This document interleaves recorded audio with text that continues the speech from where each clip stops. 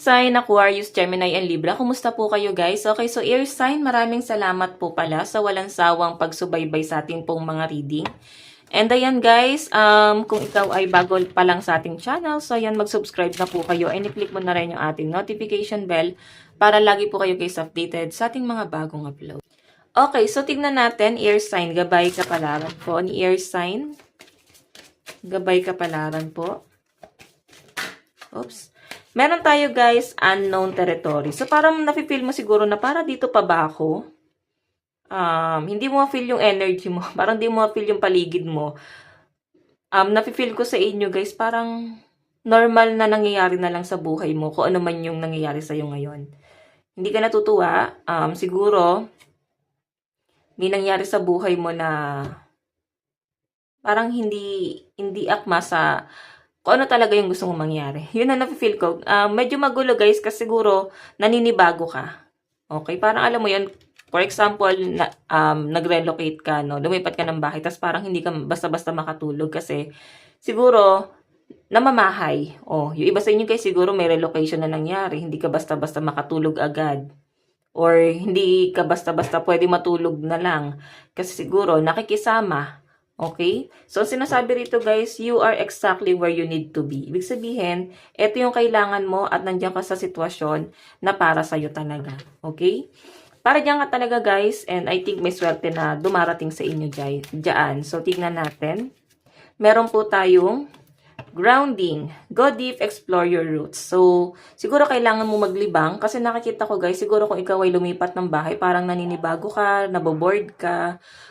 So guys, ang sinasabi rito, baka kailangan mo daw mag-explore, mag-relax, lumabas-labas ka din, or siguro kailangan mo ng mga bagong hobby. So, yun yung kailangan mong gawin para hindi ka gano'n naiinip. Okay, so tingnan natin. Meron po tayong overcoming obstacle. You can overcome anything. So, kaya mo daw guys i-overcome yung mga problema mo.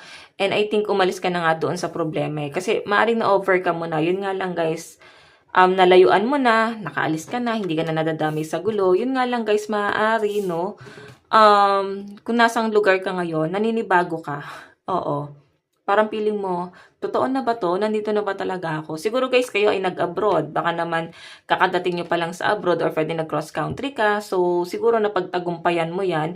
And, air sign ang sinasabi sa akin dito. Para bang, hindi mo pa siya guys totally ma-absorb sa sarili mo na nandiyan ka na talaga. Okay, yon. Or pwedeng may travel yung iba sa inyo guys. Parang dati pangarap mo lang to. Baka ito ay out of town. And maaaring yung pangarap mo na makapunta lang sa lugar na yun, makapagbiyahe na yun, maaaring na isa katuparan mo. Okay, nakakapagbiyahe ka na guys. Yun ang pinapakita sa akin. So, titignan natin ano pa ang ipapakita ng inyong energy. Okay. Your sign, Aquarius, Gemini, and Libra.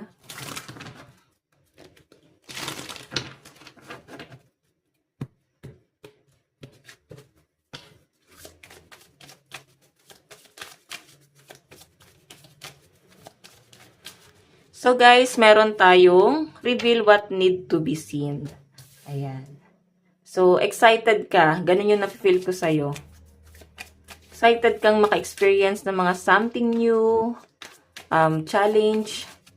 Yung challenge naman guys, hindi naman porke sinabing challenge, pahihirapan ka. Pwede na sa challenge ka kasi ito yung ano mo pinaghirapan mo siya, na-challenge ka muna bago mo siya makuha. Parang ganon. Or pwedeng challenging para sa inyo kasi nakaka-excite. Pwedeng ganyan. So, meron tayong relax. Sobrang magre-relax. Pwedeng nasa bakasyon yung iba sa inyo guys, no? Or magplano ka magbakasyon.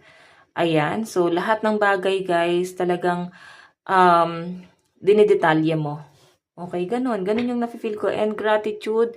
Ayan, matuto guys daw magpasalamat kasi lahat ng meron ka ngayon, binigay sa inyo yan universe. So, wag mo daw guys sayangin yung energy or yung swerte mo na pwedeng baka maipasa mo sa ibang tao. So, ingatan mo yan guys. I-preserve mo sa sarili mo. Okay lang guys magbigay ng vibes. Pero yung Pwede kasi guys na, for example ito lang guys for example to, pero totoong nangyayari. Kung ikaw positibo kang tao, tapos yung nakakasama mo is negative, maaring mag-share kayo guys ng energy. So ikaw na guys yung nagiging negatibo kasi gusto mo siyang matulungan na makaalis sa pagiging negative thinker niya. Tinutulungan mo siya, sinasalina mo siya ng mga positive thoughts hanggang sa nabubuo mo unti-unti yung taong yun. Tapos ikaw na yung negative dito ngayon kasi na-absorb mo yung energy niya. Okay? So kaya nga sinasabi dito guys, try mo mag-relax.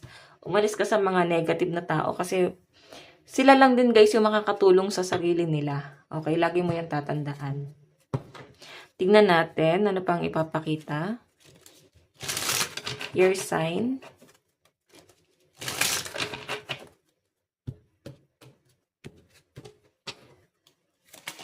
Okay, so meron po tayong Page of Cups, Daydream, Leading with Heart, Sensitive. Okay. Daydreamer. Parang ano, ayan, di ko masabi, no? Parang nagiging, ano ka ngayon, emotional. Ganun yung na-feel ko sa inyo. Alam mo, parang tears of joy. Yun ang nasa-sense ko rito. So, tingnan natin. Meron po tayong conflict, clash of egos, fight. Naku, ano ba tong conflict na to? 5 of Wands ibig sabihin, nagiging emotional ka, ear sign, kasi may laban ka na hindi mo maipanalo. Wala naman guys masama na ipanalo yan. Minsan guys, kahit sumuko ka dyan, makuha mo lang guys yung peace of mind mo, panalo ka na dun eh. Matutunan mo lang guys na ma-overcome lahat ng mga blockages mo or lahat ng mga pinagdadaanan mo. Malaking reward na yan. So, i-release mo na lahat guys ng blockages, no? So, meron tayo guys, breakthrough, inspiration, new direction. Diba? Yan, no? Diba? Nandun na yung dasan. Ibig sabihin, may new beginning. May bagong pag-asa na paparating sa inyo, guys.